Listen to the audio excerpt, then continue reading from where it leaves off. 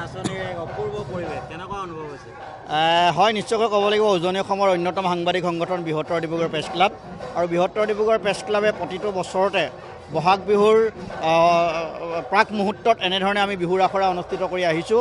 আৰু এইবাৰো আমি ঐতিহ্যমণ্ডিত ডিব্ৰুগড় সাহিত্য সভাৰ সৈতে যৌথ উদ্যোগত আজি আমি বৃহত্তৰ ডিব্ৰুগড় প্ৰেছ ক্লাব আৰু সাহিত্য সভাই লগ লাগি ডিব্ৰুগড় সাহিত্য সভা ভৱনত 6 দিনীয়া আমাৰ যি আখৰা আছিল বিহু আখৰা, আৰু এই বিহু আখৰাত আমি বিহু নৃত্য, বিহুৱতী, বৰ বিহুৱতী, মৌ কুঁৱৰী, বিহু কুঁৱৰী ইত্যাদি ধৰণৰ আমাৰ আখৰাসমূহ আৰু পুৰণি যিসমূহ আমাৰ পৰম্পৰাগত বিহুনাম আছিল, বিহুগীত আছিল, সেইসমূহ আমি শিকাবলৈ যত্ন কৰিলোঁ। বিশেষকৈ ক'ব লাগিব সমল ব্যক্তি হিচাপে উপস্থিত আছিল আমাৰ সকলোৱে শ্ৰদ্ধাৰ লোকবাদ্য এগৰাকী সাধক জিতেন দাস ডাঙৰীয়া, বৰ বিহুৱতী তথা নৃত্য প্ৰশিক্ষক ৰুবি গগৈ সন্দিকৈ ডাঙৰীয়ানী আৰু বিশিষ্ট অনাতাঁৰ শিল্পী ভুৱন গগৈ ডাঙৰীয়াৰ লগতে আমাৰ বিহুৱা তথা ঢুলীয়া বিতুপন দাস আৰু হীৰকজ্যোতি শইকীয়াকে প্ৰমুখ কৰি 5জনকৈ সমল ব্যক্তি উপস্থিত থাকি আমাৰ এই 6 দিনীয়া আখৰাত অংশগ্ৰহণ কৰি নৱপ্ৰজন্মক শুদ্ধ ৰূপত বিহু প্ৰদৰ্শন কৰাৰ কাৰণে যি প্ৰচেষ্টা কৰিলে আৰু এই প্ৰচেষ্টাৰ ক্ষেত্ৰত আপোনালোকৰ পৰা যি সহযোগিতা আমি পালোঁ, লগতে ডিব্ৰুগড় নগৰৰ উপকণ্ঠ অঞ্চলৰ প্ৰায় 1.5-2 শতাধিক নাচনী আপোনালোকে দেখিছে ডিব্ৰুগড় সাহিত্য সভাৰ বাকৰি মুখৰিত হৈ পৰিছে ঢোলৰ গমগমনি আৰু নাচনীৰ গিৰিপনিত। গতিকে এনেধৰণে আমাৰ যিটো সংস্কৃতি আছে এই সংস্কৃতি শুদ্ধ ৰূপত আগবঢ়াই নিবৰ কাৰণে নৱপ্ৰজন্মক আমি উৎসাহিত কৰি আহিছোঁ বৃহত্তৰ ডিব্ৰুগড় প্ৰেছ ক্লাবে প্ৰতিটো বসন্তৰ প্ৰাক মুহূৰ্তত।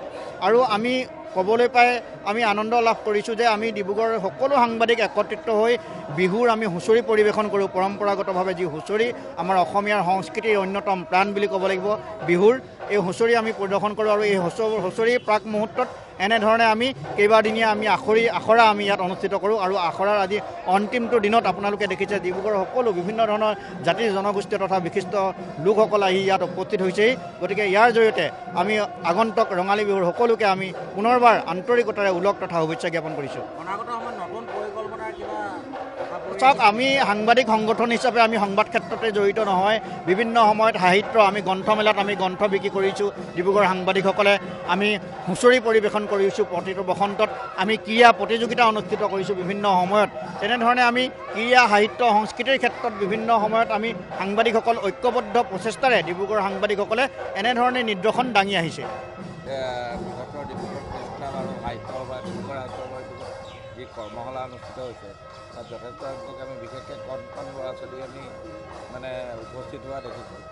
এই বিষয়ে বৃহত্তৰ ডিব্ৰুগড় প্ৰেছ ক্লাব আৰু ডিব্ৰুগড় সাহিত্য সভাৰ উদ্যোগত যোৱা 3 তাৰিখৰ পৰা বিহু আখৰা অনুষ্ঠিত হৈছে। আজি সামৰণি দিন।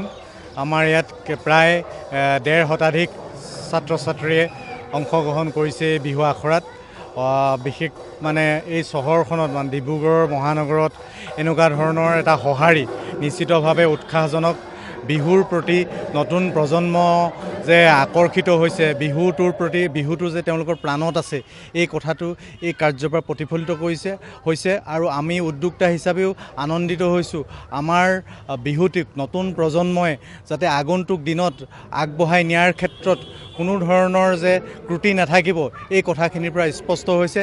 তেওঁলোকক আমি যিদৰে আমাৰ সংস্কৃতিৰ কথা আমি কৈ যাম, আমাৰ সংস্কৃতিৰ বাট দেখুৱাই যাম, আৰু সেই বাটক তেওঁলোকে অধিক শক্তিশালী কৰি অসমীয়াক অনাগত দিনত এক শক্তিশালী জাতি হিচাপে প্ৰতিষ্ঠা কৰিব পাৰিব বুলি আমি আশা ৰাখিছোঁ। ধন্যবাদ।